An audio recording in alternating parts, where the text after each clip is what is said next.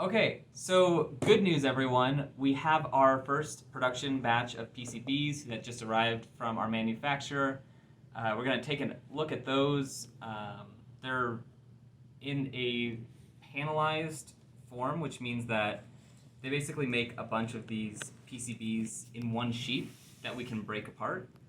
And that is going to be immensely helpful because we are going to be assembling these and soldering them in-house. And because they're in a sheet form, that means that we can go through and solder, all of the resistors at once and all of the buttons at once. That will hopefully make it so it's not the most time-consuming process of our lives. But, if it comes down to it, we're going to make these and we're going to get them to you guys. So, either way, we'll figure it out as we go. All right, so this box is, I think it looks like exclusively our power wires, which is one of the parts that we have the most of because there's multiple in every kit. So yeah, those look beautiful. Okay, so if you can see there, they arrive nicely packaged in a vacuum seal. And I'm gonna open these up so you can see what the panels look like.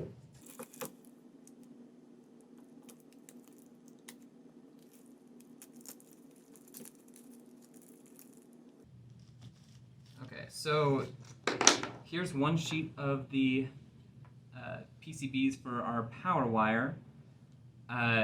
You can kind of see in this that we actually use a gold plating on these connections. It's called ENIG, electrolysis nickel immersion gold. And we don't do that.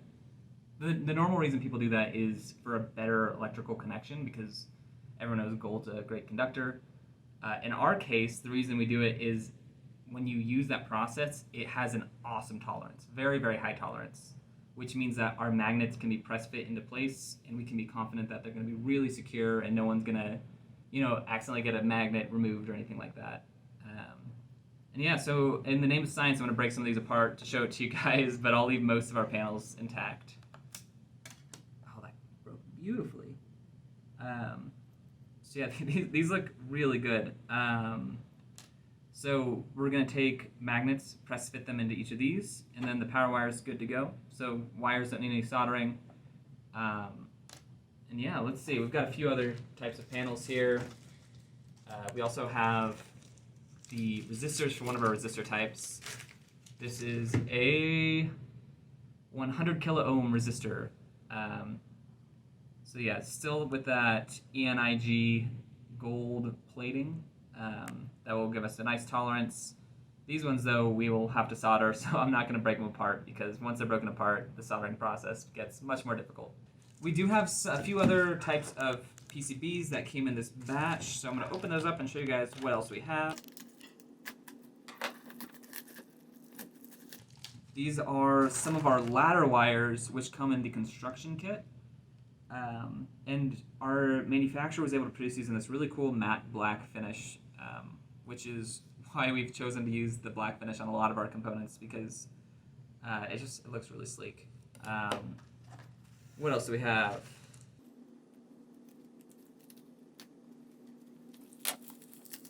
So this is, oh my gosh, it's so big. Okay, so this is a full sheet of our buttons. And our kits have a ton of buttons in them, so that's why we have two of these honkin' button packs.